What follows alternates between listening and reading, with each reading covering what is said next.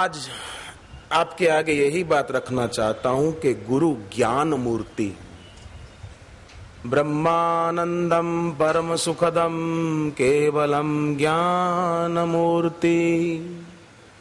एक तरफ का चिदानंदमय देह तुम्हारी, विगत विकार जान अधिकारी। केवलम ज्ञान मूर्ति, ज्ञान मूर्ति हैं गुरु। गुरु ज्ञान मूर्ति हैं, उनको ज्ञान की भूख नहीं है, प्रेम की भूख जरूर है। और वो प्रेम शिष्य कर सकता है, बढ़ा सकता है, अपने इष्ट के चरणों में प्रेम भक्ति बढ़ा सकता है। सबसे ऊंची प्रेम सगाई, सबसे ऊंची प्रेम सगाई। दुर्योधन के मेवा त्यागे, दुर्योधन के मेवा त्यागे। दुर्योधन के 56 भोग त्याग दिए।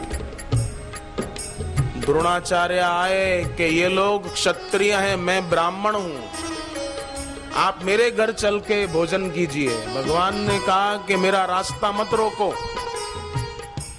कोई मेरी प्रतीक्षा कर रहा है। श्री कृष्ण चले गए धर्मात्मा विदुर जी के यहां। शबरी के बेर सुदामा के तांदुल, शबरी के बेर सुदामा के तांदुल। रुचि रुचि भोग लगाए मेरे मोहन, रुचि रुचि भोग लगाए मेरे मोहन। तो दुर्जन का ये स्वभाव होता है, सज्जन का भी एक स्वभाव होता है।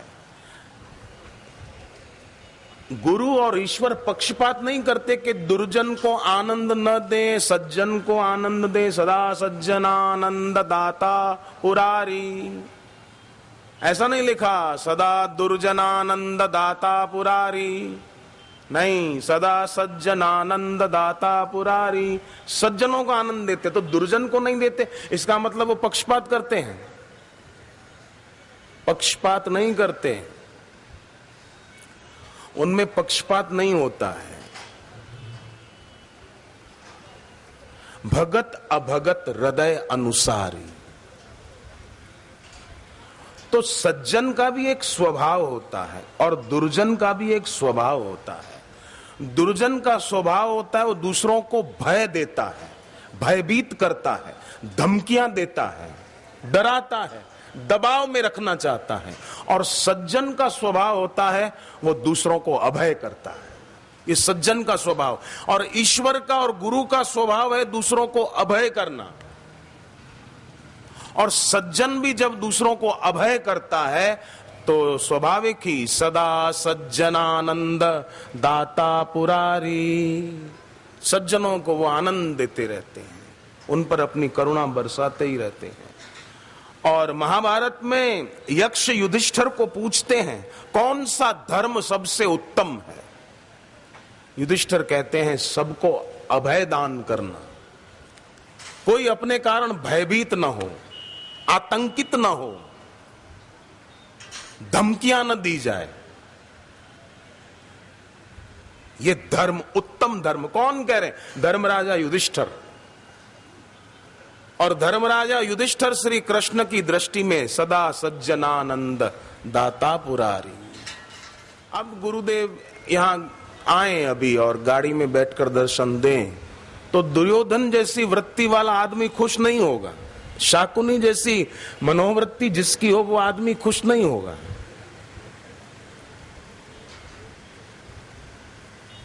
वो फिर उसमें भी दोष दर्शन करेगा, क्योंकि आदत ही ऐसी हो गई। ग्रहण लगा हुआ है, ग्रहण। कई लोगों की आंख पे आप देखो ग्रहण लगा होता है। सूर्य पे ग्रहण तो उतर जाता है, चंद्र पे लगा हुआ ग्रहण उतर जाता है। और सूर्य पर ग्रहण तो अमावस्या के दिन लगता है, चंद्र पर ग्रहण पूनम के दिन लगता है, पर ऐसे मूढ़ों की आंख पर कभी भी ग्रहण का असर हो जाता है। सूर्य पर अमावस्या के बिना ग्रहण नहीं लगेगा, अमावस्या होगी तो ही सूर्य ग्रहण होगा, पूनम होगी तो ही चंद्र ग्रहण होगा, और थोड़ी देर के लिए होगा, 1 घंटा, ज्यादा से ज्यादा 2.5 घंटा बस। पर मूढ़ों की आंख पर द्वेष की काली मां जब देखो तब तैयार, जैसे कोई सुरमा पहने रखे ना आंख में, ऐसे तैयार है।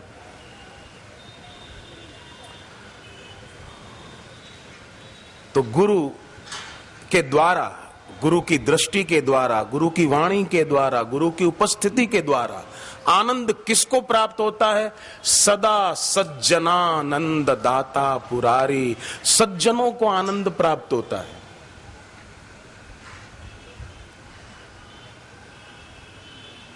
राम जी लंका में आए तो त्रिजटा तो खुश हो गई, रावण खुश नहीं हुआ। हनुमान जी लंका में आए, विभीषण राजी हो गए, अब मोहे भाव भरोसा हनुमंता, बिन हरि कृपा मिले नहीं संता, राजी हो गए। पर रावण का बेटा अक्षय कुमार और मेघनाथ राजी नहीं हुए। वो हनुमान जी को आया हुआ देखकर उनको मारने और उनको बांधने की फिराक में थे। तो ऐसे लोग सदगुरु की मौजूदगी में आनंद नहीं पा सकते। उनके जीवन में जो विकास अगर दिखता भी है तो आभासी विकास होता है। जप में, ध्यान में, साधना में उनका विकास आभासी विकास होता है, दिखने भर का होता है, वास्तव में नहीं होता। और बुद्धिमान विवेकी साधक में सचमुच में होता है। यक्ष ने पूछा कि कौन सा धर्म सदा फल देने वाला है? तब युधिष्ठिर कहते हैं कि यक्षराज, वेदोक्त धर्म सदा फल देने वाला। वेद भगवान जैसा कहते हैं वैसा करें, उस प्रकार अपनी भक्ति में आगे बढ़े तो सदा फल प्राप्त होता है, नष्ट नहीं होता है। और गुरु ज्ञान मूर्ति तो है ही, गुरु वेद मूर्ति भी है।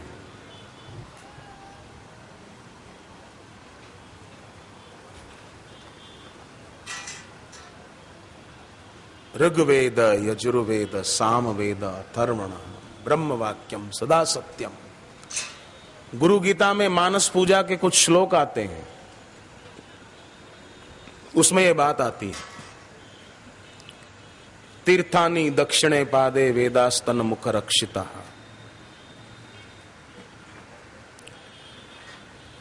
सारे तीर्थ गुरु के दाहिने चरण के तरफ और वेद गुरु के मुख के द्वारा सुरक्षित हैं। ऐसे गुरु के मुख से दीक्षा मिले, ये भी भाग्य की बात है। अभागे आदमी को नहीं मिल सकती, सौभाग्यशाली को मिल पाती है। यक्ष ने पूछा कि किसको संयमित करने से दुख नहीं रहता? युधिष्ठिर ने कहा, अपने मन को नियंत्रित करने पर दुख नहीं रहता है। यक्ष ने पूछा, किसको त्यागने से मनुष्य सबका प्रिय हो जाता है? युधिष्ठिर ने कहा, अभिमान को त्यागने से मनुष्य सबका प्यारा हो जाता है। पर हम करी धन धाम संवारे, अंत चले उठ रीते। प्रभु मिलन का मार्ग प्यारे, गुरु बिन हाथ न आएगा, चाहे जितनी कर चतुराई रीता ही रह जाएगा। रीता माने खाली ही रह जाएगा, कुछ कमाई कर नहीं पाएगा। पूर्व पश्चिम उत्तर दक्षिण फिर उम्र गंवाएगा। सदगुरु की जब कृपा हो तो घट में ही ईश्वर मिल जाएगा। और गुरु की कृपा सज्जनों को प्राप्त होती है। इसीलिए कहा, सदा सज्जनानंद दाता पुरारी। आयु तो दुर्जन की भी बीतती और सज्जन की भी बीतती है। दुर्जन आयु गंवाता है, रीता चला जाता है। सज्जन आयु को सार्थक करता है, भक्ति, सेवा, सुमिरन, जप आदि करके। बाकी तो दुनिया से जब विदा हो कोई न साथ देगा। गुरु वेद मूर्ति है। साधक अपने गुरुदेव, वेद आप और हम कहां लेने जाएंगे, ऋग्वेद कहां लेने जाएंगे, मिल भी गया तो पढ़ सकेंगे। गीता के श्लोक कई लोग बेचारे ठीक से उच्चारण नहीं कर पाते हैं, तो वेद का संस्कृत तो और भी ज्यादा क्लिष्ट है, कठिन है, सब नहीं पढ़ सकते। पढ़ भी ले तो अर्थ नहीं समझ सकते। पर गुरुदेव की छवि सामने रखकर एक टक देखे कि ये मेरा ऋग्वेद है, यही मेरा यजुर्वेद है, यही मेरा सामवेद है, यही मेरा अथर्ववेद है। क्यों कि गुरु विभु व्यापकम ब्रह्म वेद स्वरूपम, वेद मूर्ति है।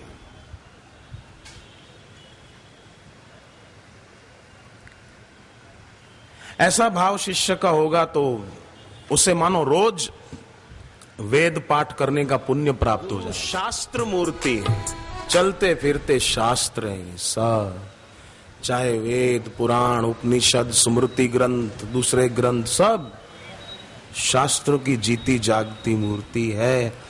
ऐसी शास्त्र मूर्ति गुरु के मिलने पर शिष्य के ऊपर किसी और का प्रभाव न पड़े और अपने गुरु के बताए हुए साधन में संतुष्ट रहना शिष्य के लिए जरूरी है। अपने गुरुदेव के बताए साधन में जो शिष्य संतुष्ट नहीं रहता, गुरु ने भक्ति जो बताई, जैसे साधना की पद्धति बताई, उसमें शिष्य को संतोष नहीं है, तो फिर दूसरी किताबें पढ़ेगा कि इसमें से कुछ साधना का तरीका मिल जाए, इसमें से कुछ आत्म ध्यान में उन्नति करने का कुछ मार्गदर्शन मिल जाए, फिर वो किताबें पढ़ेगा दूसरी।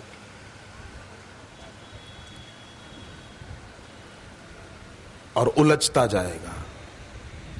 मैंने एक दो पत्र भी पढ़े, अहमदाबाद में आए थे कुछ साधकों के, उनमें लिखा था कि हमने अमुक किताब पढ़ी, उसमें ऐसा लिखा था साधना ऐसे करनी चाहिए, तो अब हम क्या करें, उलझ गए हैं, ये करें कि वो करें। मैंने कहा कि एक काम करो कि तुम दूसरी फालतू किताबें पढ़ना बंद कर दो और बापूजी जो बताते हैं वैसी साधना शुरू कर दो। बस शिष्य वो होता है जिसके ऊपर गुरु के सिवाय और किसी का प्रभाव न पड़े और गुरु के द्वारा बताई हुई साधना में संतुष्ट रहे, वो शिष्य है। गुरु शास्त्र मूर्ति, और जो गुरु की बताई साधना में संतुष्ट होता है और वैसे ही करता है तो उसको ऊंचाइयां भी प्राप्त होती हैं। तो हम आज की पूर्णिमा को यह शुभ संकल्प करें कि हमारे गुरुदेव जो हमको साधना बताएंगे आज या दीक्षा देंगे, तो हम उसी साधना में दृढ़ता से विश्वास से आगे चलते रहेंगे, उन्नति करते रहेंगे। गुरु विवेक मूर्ति भी है। रोज शिष्य अपने गुरुदेव की छवि के सामने एकटक देखकर प्रार्थना करे कि मेरे गुरुदेव आप विवेक मूर्ति हैं, क्योंकि शास्त्रों में भी कहा गुरु विवेक सागर जग जाना जिन्हि विश्व कर बदर समाना। गुरुदेव आप साक्षात विवेक मूर्ति हैं और आप गुरुदेव मेरे गुरु हैं।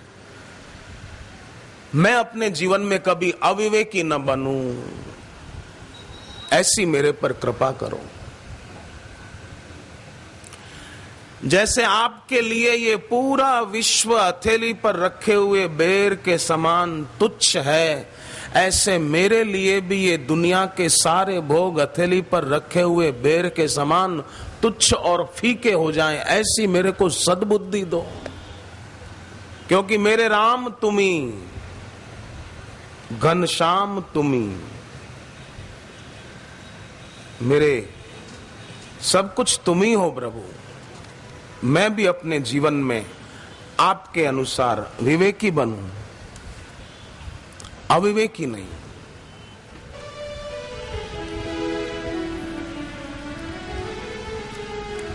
मेरे राम तुम्ही, घनश्याम तुम्ही, गुरुवर तुम्ही भगवान हो। मेरे सत चित आनंद धाम हो, मेरे सच्चिद आनंद धाम हो। मेरे राम तुम्ही घनश्याम तुम्ही, गुरुवर तुम्ही भगवान हो। मेरे सच्चिद आनंद धाम हो, मेरे सच्चिद आनंद धाम हो।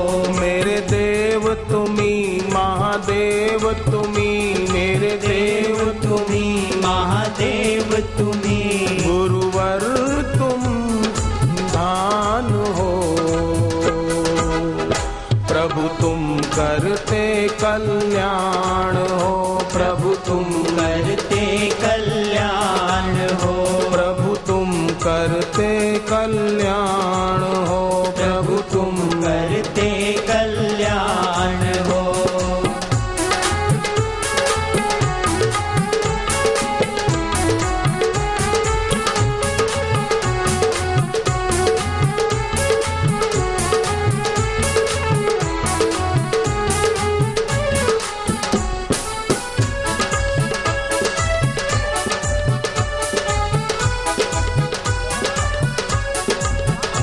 तेरे मुख का तेज नूरानी है, तेरी छवि बड़ी ये सुहानी है। तेरे मुख का तेज नूरानी है, तेरी छवि बड़ी ये सुहानी है। तुम मन भावन करुणा सागर, तुम केशव तुम नटवर नागर। तुम मन भावन करुणा सागर, तुम केशव तुम नटवर नागर। तेरा संग मीठा और सब फीका, तेरा संग मीठा और सब फीका।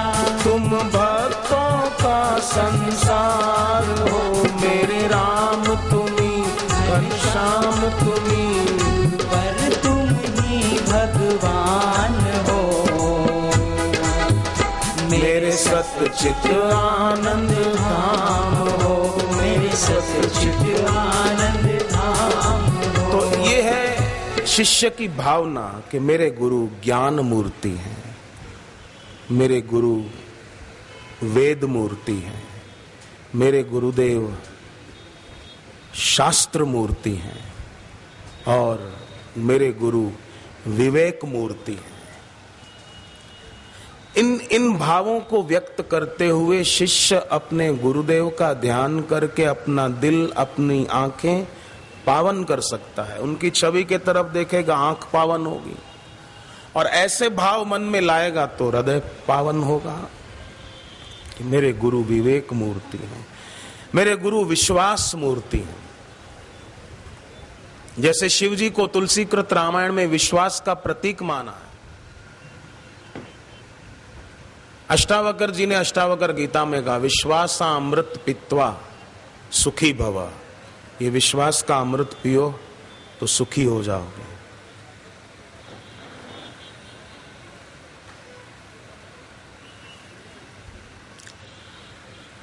गुरु शिष्य के लिए करुणा मूर्ति है।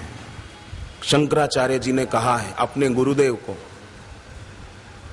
कारुण्य सिंधो, हे गुरुदेव आप करुणा के सागर, करुणा की मूर्ति है।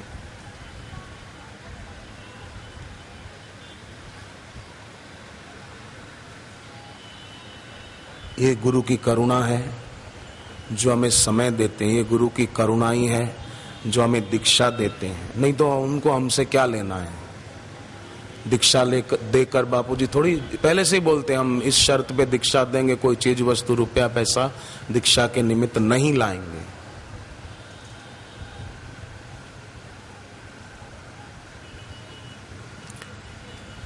वे हमसे कुछ चाहते नहीं है, वे हमारा भला जरूर चाहते हैं। और जो शिष्य भी फिर सदगुरु से कुछ नहीं चाहता तो गुरु उस शिष्य को चाहने लग जाते हैं। जो भक्त भगवान से कुछ नहीं चाहता तो भगवान उस भक्त को चाहने लग जाते हैं। और फिर उस भक्त को कुछ अप्राप्य भी नहीं रहता ना, उसको फिर किसी चीज की कमी भी नहीं रहती।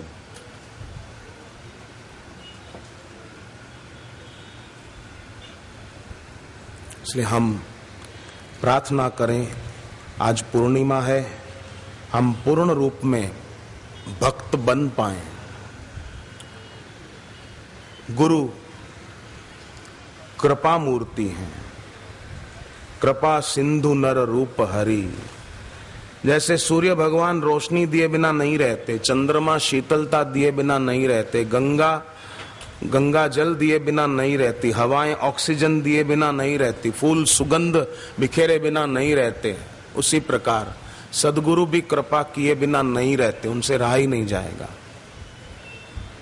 जैसे पहाड़ की ऊंची चोटी से झरना नीचे की ओर बहता है, उसी प्रकार गुरु ने भी एक ऐसी ऊंचाई पाई है जहां से कृपा के झरने हम साधकों की तरफ, भक्तों की तरफ बहते रहते।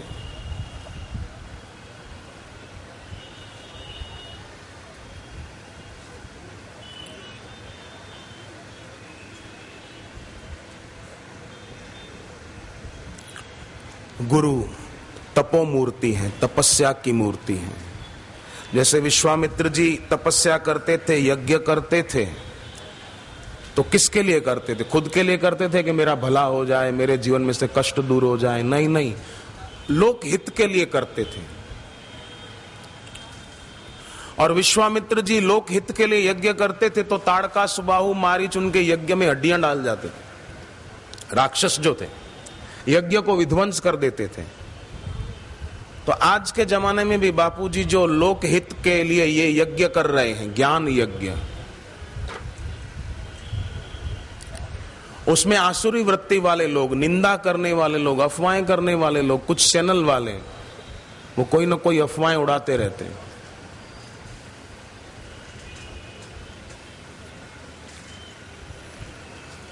कभी कोई अफवाह उनको चाहिए कहानियां बनाकर सुनाने के लिए। पर विश्वामित्र जी के यज्ञ की रक्षा स्वयं भगवान राम ने आकर की थी। उसी प्रकार बापूजी जो यज्ञ कर रहे हैं लोकहित के लिए, उस यज्ञ की रक्षा भी ईश्वर के द्वारा हो ही रही है। निंदा करने वाले, जैसे ताड़का, सुबाहु, मारीच भगवान राम के द्वारा मारे गए, उसी प्रकार निंदा करने वाले और अफवाहें उड़ाने वाले, बापूजी के ज्ञान यज्ञ में विघ्न डालने वाले लोग, वो भी अपने आप ईश्वर के द्वारा सीधे कुछ हो गए, कुछ हो जाएंगे।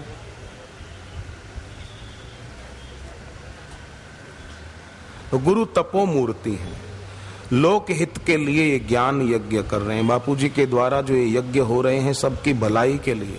जैसे अर्जुन को भगवान कृष्ण गीता के 10वें अध्याय के पहले श्लोक में बोलते हैं कि मैं जो बोल रहा हूं वो वक्ष्यामि हित काम्यया, तेरे हित की कामना से प्रेरित होकर ही बोल रहा हूं, बाकी मुझे तुझसे क्या लेना है, कुछ नहीं चाहिए। तो गुरुदेव भी हमारी हित की कामना से प्रेरित होकर बोलते हैं।